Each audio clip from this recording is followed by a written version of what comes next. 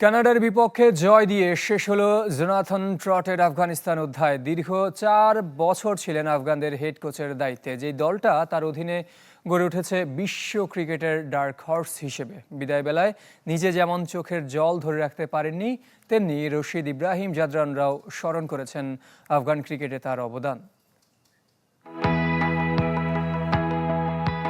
আফগানিস্তান ক্রিকেটের উত্থানের সাথে জোনাথন ট্রটের নাম ওতপ্রোতভাবে জড়িয়ে, যার অধীনে বদলে গিয়েছে পুরো দল। চোখে চোখ রেখে লড়াই করার মানসিকতা পেয়েছে বড় দলগুলোর বিপক্ষে। সেই ইংলিশম্যান এবার দায়িত্ব ছাড়লেন আফগানদের। মূলত তার সাথে চুক্তির মেয়াদ বাড়ায়নি Afghanistan cricket board. Rainbow allrounder exterior পে বাড়ির বাহিরের দেয়ালের সুরক্ষা নিয়ে থাকুন নিশ্চিন্ত। সাথে পাচ্ছেন 10 বছরের ওয়ারেন্টি। গেলবার সেমিফাইনাল খেললেও এবার ছিটকে গেছে গ্রুপ পর্ব থেকে। যদিও দক্ষিণ আফ্রিকা এবং নিউজিল্যান্ডের বিপক্ষে তাদের লড়াই সবার মন কেড়েছে। শেষ ম্যাচের পর সংবাদ সম্মেলনে এসে আবেগঘন ছিলেন জোনাথন ট্রট। আফগানিস্তানের প্রত্যেক ক্রিকেটারকে মিস করব। ওদের সঙ্গে আমার দারুণ সম্পর্ক। এমন একটা দলের সঙ্গে কাজ করার সুযোগ পেয়ে আমি সত্যি গর্বিত। ওদের সঙ্গে ড্রেসিং রুমে থাকার অভিজ্ঞতা অসাধারণ। আফগান সমর্থকদের সাথে এত স্মৃতি সারা জীবন আমার হৃদয়ে থাকবে। 2022 সালে আফগানিস্তানের জাতীয় দলের দায়িত্ব নিয়েছিলেন ট্রট। তার অধীনে টি-20 বিশ্বকাপে খেলেছে প্রথম সেমিফাইনাল, আর ওয়ানডে বিশ্বকাপে খুব কাছে গিয়ে খেলা হয়নি। গেল 4 বছরে ক্রিকেটারদের বন্ধু হয়ে উঠেছিলেন এই ইংলিশম্যান। তাই বিদায় বেলায় কোচের অবদানের কথা মনে করিয়ে দিলেন রশিদ খান ও ইব্রাহিম জাদরান, যিনি ম্যাচ সেরার পুরস্কার উৎসর্গ করেছেন ট্রটকে। ট্রট আসার পর গেল কয়েক বছরে আমরা দুর্দান্ত কিছু সময় কাটিয়েছি। আফগান ক্রিকেটের জন্য উনি অনেক করেছেন, তার জন্যই আমরা আজ এই জায়গায় পৌঁছেছি। আমাদের দলটাকে এক সুতোয় বেঁধে রাখার ক্ষেত্রেও তার অবদান কম নয়। পুরস্কারটা কোচকে উৎসর্গ করছি। আপনার কাছে অনেক কিছু শিখেছি। শুধু আমাকে নয়, উনি আমাদের সকলকে উৎসাহিত করেছেন, সবসময় পাশে ছিলেন। তার দেখানো পথ অনুসরণ করে ক্রিকেটে আমরা অনেক কিছু অর্জন করেছি।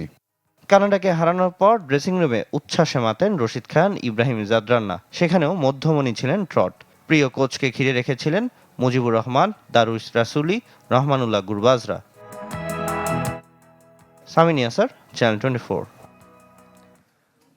বিশ্বকাপের আরও খবর জানাতে এই মুহূর্তে শ্রীলঙ্কার কলম্বো থেকে সরাসরি যুক্ত হচ্ছেন আশিক রুদ্র। প্রথমে যে বিষয়টা জানতে চাইবো, আজকে অস্ট্রেলিয়া ওমান ম্যাচে নিয়ম রক্ষার ম্যাচ দিয়ে শেষ হচ্ছে বিশ্বকাপের গ্রুপ পর্ব। কেমন ছিল আসলে এবারে গ্রুপ পর্ব?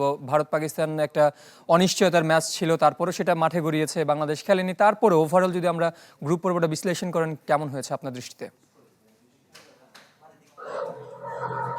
সাগর, প্রথমেই জানাতে চাই, আপনি যেটা বলছিলেন যে অস্ট্রেলিয়া এবং ওমানের ম্যাচের কথা, যে এই ম্যাচ দিয়ে কিন্তু শেষ হচ্ছে গ্রুপ পর্ব। এই ম্যাচে আনুষ্ঠানিকতা একটা ম্যাচ, যে ম্যাচের আসলে কোনো মূল্য নেই, কারণ অস্ট্রেলিয়া এর আগেই কিন্তু তারা আসলে গ্রুপ পর্ব থেকে বাদ হয়ে গেছে।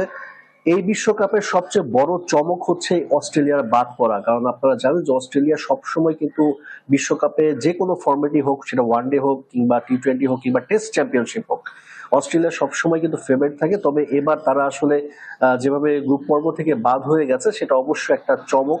পাশাপাশি জিম্বাবুয়ের কথা বলতে হয়, যে জিম্বাবুয়ে যারা গত বছর গত বিশ্বকাপে তারা কোয়ালিফাই করতে পারেনি, তারা উগান্ডার কাছে হেরেছিল বাছাই পর্বে। তো তারা যেভাবে আসলে এই বছরে বা এই বিশ্বকাপে যারা যেভাবে খেলছে, অর্থাৎ অস্ট্রেলিয়াকে হারিয়েছে, গতকাল আমরা দেখলাম যে শ্রীলঙ্কার বিপক্ষে যেভাবে আসলে তারা ডমিনেট করে জিতেছে, সেটাও সত্যি অবাক করেছে। এবং জিম্বাবুয়ে মনে হচ্ছে যে একেবারে ম্যাচিউর খেলা খেলছে, যেটা বড় দলগুলোর মধ্যে, অনেক বড় দলগুলোর মধ্যেও অভাব দেখা গেছে, সেটা জিম্বাবুয়ে করতে পেরেছে।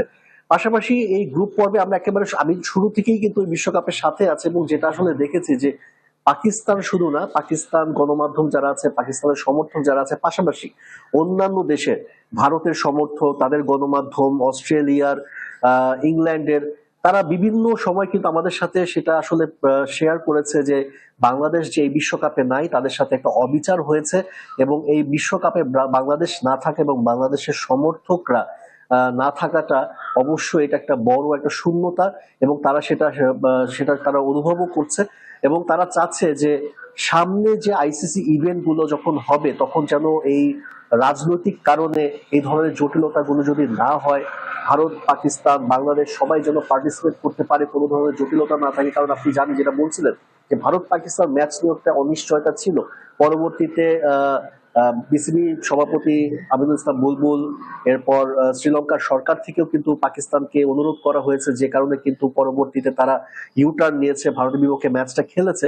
তবে দিন শেষে আসলে সমর্থক যারা আছে, দর্শক যারা আছে, যারা আসলে লাখ লাখ টাকা খরচ করে বিশ্বকাপের ম্যাচ দেখতে এসেছে, তাদের জন্য স্বস্তির খবর ছিল যে ভারত পাকিস্তান ম্যাচটা হয়েছে। তবে সুপার এইটে যে আপনি যদি দেখেন যে এক পর এক গ্রুপে কিন্তু 4জন গ্রুপ সেরা দল খেলছে, অর্থাৎ ভারত, জিম্বাবুয়ে, ওয়েস্ট ইন্ডিজ এবং সাউথ আফ্রিকা, এবং অন্য গ্রুপে পাকিস্তান, শ্রীলঙ্কা, নিউজিল্যান্ড এবং ইংল্যান্ড। সেক্ষেত্রে আসলে বলা যেতে পারে যে ভারত এবং দক্ষিণ আফ্রিকার জন্য কিছুটা হলেও অবশ্য ওই গ্রুপটা সহজ হয়েছে, কারণ জিম্বাবুয়ে যতই ভালো খেলুক না কেন এই বিশ্বকাপে এখন পর্যন্ত, তো যখন আসলে সুপার এইটের সেই প্রেশারটা, সেই চাপটা নিতে হবে, বড় দলের বিপক্ষে খেলবে, তখন কিন্তু সেটা অবশ্যই তাদের জন্য একটা বড় পরীক্ষার জায়গা। পাশাপাশি পাকিস্তান একেবারে আনপ্রেডিক্টেবল দল। কাল থেকে সুপার এইট শুরু হচ্ছে, নিউজিল্যান্ডের বিপক্ষে প্রথম ম্যাচ এই কলম্বোতেই হবে, এবং আজকে সন্ধ্যায় কিন্তু পাকিস্তান অনুশীলন শুরু করবে, এবং বলা যায় যে পাকিস্তানের জন্য একটা অগ্নি পরীক্ষা, কারণ নিউজিল্যান্ড অবশ্যই একটা বড় দল। প্রথম ম্যাচে যদি পাকিস্তান জিততে পারে তাহলে হয়তোবা সেমিফাইনালের পথ একটু হলেও সহজ হবে, আর একটু আত্মবিশ্বাস পাবে পাকিস্তান। সাগর।